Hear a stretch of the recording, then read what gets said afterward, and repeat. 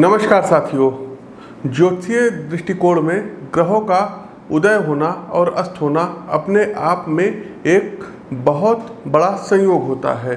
साथियों, 3 मई को देवगुरु बृहस्पति वृषभ राशि में अस्त होने जा रहे हैं तथा 2 जून तक गुरु अस्त अवस्था में ही रहेंगे।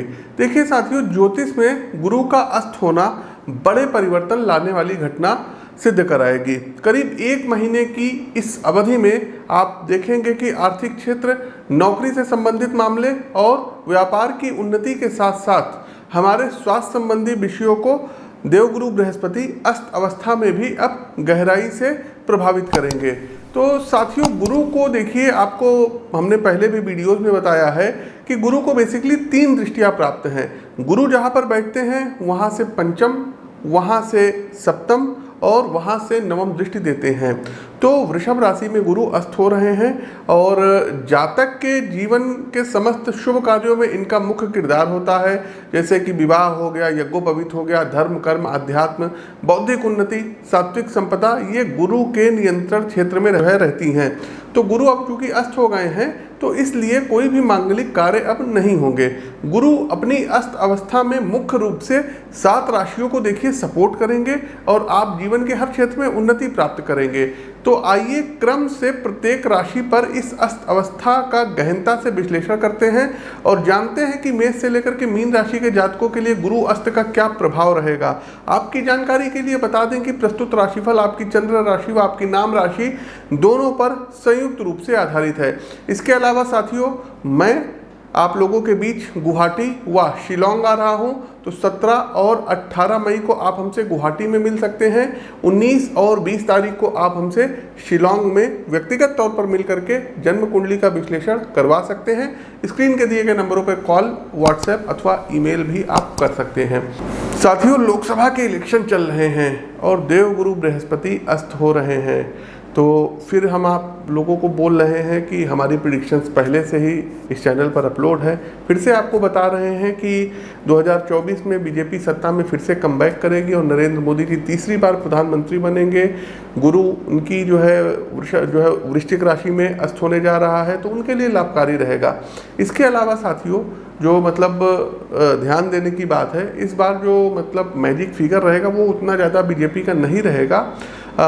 कई स्टेट्स ऐसे हैं जहां पर इनको बहुत ज़्यादा मेहनत करने की ज़रूरत है, जैसे कि आपका बिहार हो गया, उत्तर प्रदेश में इनको अतिरिक्त मेहनत करना पड़ेगा, हरियाणा हो गया, पंजाब हो गया, कर्नाटक हो गया, तमिलनाडु हो गया, हैदराबाद हो गया, पश्चिम बंगाल हो गया। इन सब स्टेट्स में इनको मेहनत जम करके करनी पड़ेगी, तब जा करके कहीं इनके अनुकूल परिणाम आएगा।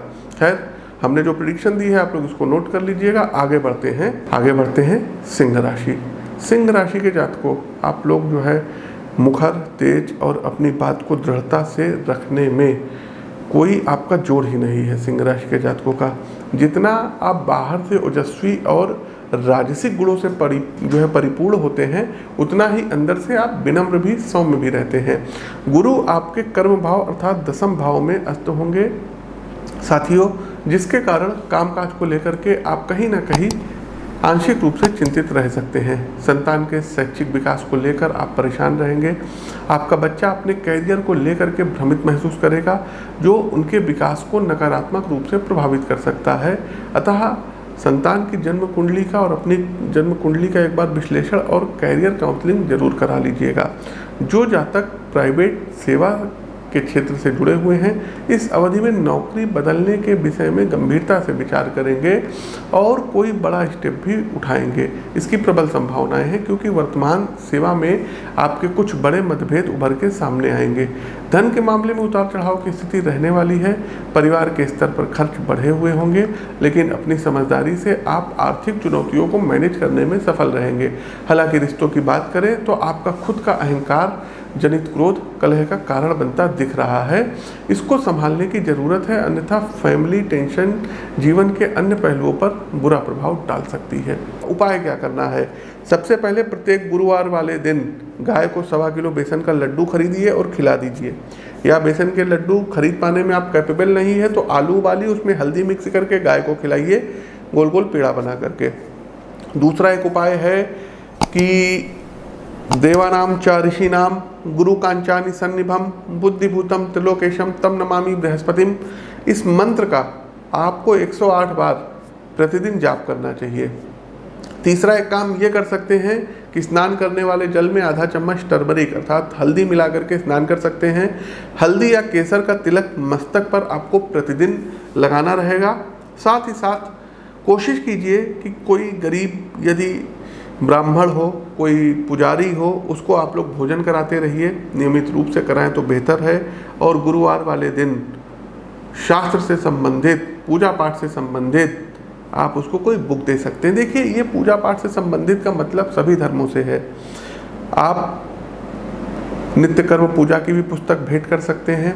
आप अगर आप जो है मतलब मुस्लिम्स हैं तो आप कुरान भेंट कर सकते हैं, जुपिटर आपका स्ट्रांग होगा। क्रिश्चियन है तो बाइबल भेंट कर सकते हैं। तो ये सब चीज़ें आप लोग अपने हिसाब से देख लीजिएगा। आप किसी बच्चे की पढ़ाई का खर्च भी उठा सकते हैं, ट्यूशन की फीस भी दे सकते हैं। इससे भी देवगुरु बृहस्पति स्ट्रांग होंगे। तो साथियों, ये तो था देवगुरु अस्त का सभी 12 राशियों पर प्रभाव। कैसा लगा कमेंट बॉक्स के माध्यम से अवगत अवश्य कराइएगा। नए हैं तो चैनल को सब्सक्राइब करिए, बेल आइकन दबाइए। अपनी वाणी को विराम देते हुए ज्योतिष के इस मंच से मैं पंडित आशीष वत्स आप सभी प्रभु साथियों से विदा लेता हूँ। नमस्कार, राम राम।